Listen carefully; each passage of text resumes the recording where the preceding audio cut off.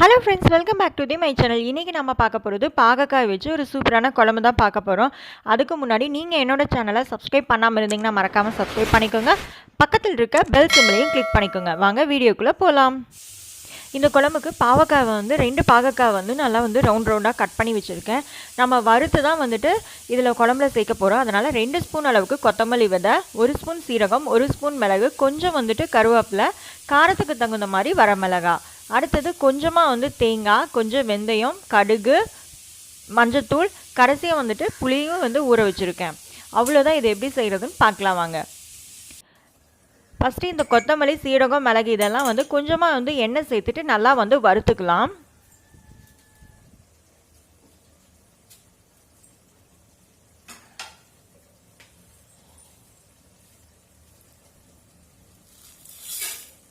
நான் இதில் எதுவும் மிளகாத்தூள் எதுவுமே சேர்க்கல.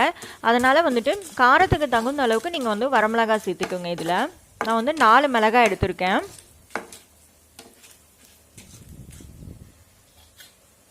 கடைசியாக தேங்காய் சேர்த்து ஒரு வணக்கிட்டு நம்ம நிறுத்திடலாம். இப்போ இது ஆறுனதுக்கு அப்புறமேல் நம்ம அரைச்சிருக்கலாம்.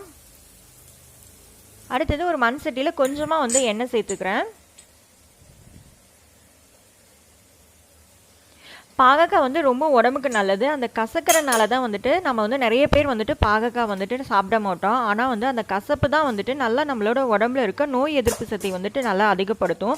இது சுகர் பேஷண்ட்ஸ்க்கெல்லாம் ரொம்ப நல்லது. குழந்தைங்களுக்கு இது தாராளமாக கொடுக்கலாம். ஏன்னா வயிற்றில் இருக்க கீரிப்பூச்சி எல்லாத்தையுமே இது கொல்லும். இது ரொம்ப கசப்பாக இருக்குது அப்படின்னு நினைக்கிறவங்க நீங்கள் உப்பு தண்ணியில் கூட இது ஒரு அரை மணி நேரம் ஊற வைக்கலாம். இல்லை அப்படின்னா மோரில் கொஞ்சம் நேரம் கூட ஊற வச்சிங்க அப்படின்னா இதை இருக்க கசப்பு தன்மையெல்லாம் போயிடும். எண்ணெய் சூடானதுக்கப்புறமேல் கொஞ்சமாக கடுகு சேர்த்துக்கலாம்.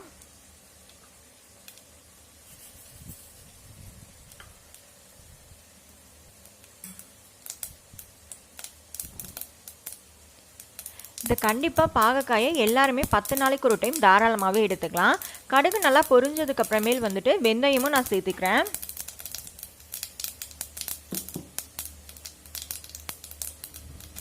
அடுத்தது எடுத்து வச்சிருக்க கருவேப்பிலையும் நல்லா பொரிய விடலாம்.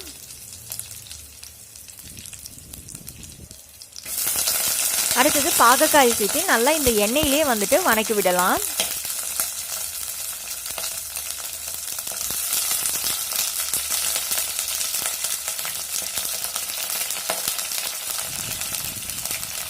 நீங்கள் பாகக்காய் பொரியல் செய்கிறப்ப நீங்கள் அந்த தண்ணி ஊற்றி வேக வைக்கிறதுக்கு பதிலாக அது கூட புளி தண்ணி ஊற்றி சேர்த்து வேக வச்சிங்க அப்படின்னா சேர்த்து வேக வச்சு பொரியல் செஞ்சோம் அப்படின்னா பாகக்காயோட கசப்பு கொஞ்சம் நல்லாவே கம்மியாக இருக்கும்.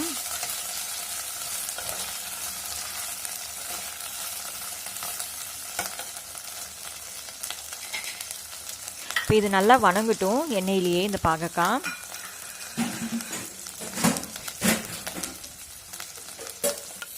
பாகக்காய் ஓரளவுக்கு நல்லா வணங்கிடுச்சு. பார்த்தீங்கன்னா கொஞ்சமாக நல்லா சுருங்கிடுச்சு. இப்போ நாம் எடுத்து வச்சுருக்க புளியை நல்லா கரைச்சி இந்த புளி தண்ணியை இது கூட சேர்த்துக்கலாம்.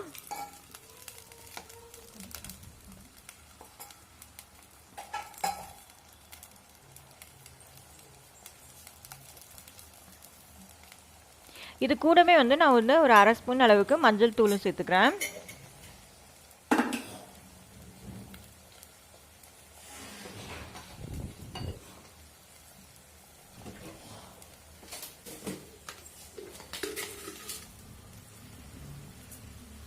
இது கூட மஞ்சத்தூள் கூடவே தேவையான அளவுக்கு உப்பும் சேர்த்து நல்லா கலக்கி விட்டுக்கலாம்.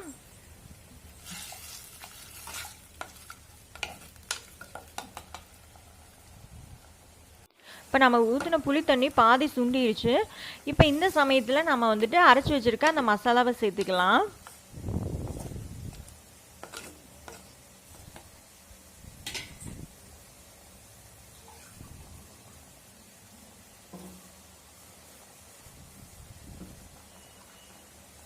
நான் இது கூட அந்த மிக்சியில் இருக்கிற மசாலாவை நல்லா தண்ணி ஊற்றி கழுவி தேவையான அளவுக்கு குழம்புக்கு தேவையான அளவுக்கு தண்ணி இது கூட சேர்த்து நல்லா கொதிக்க விடலாம்.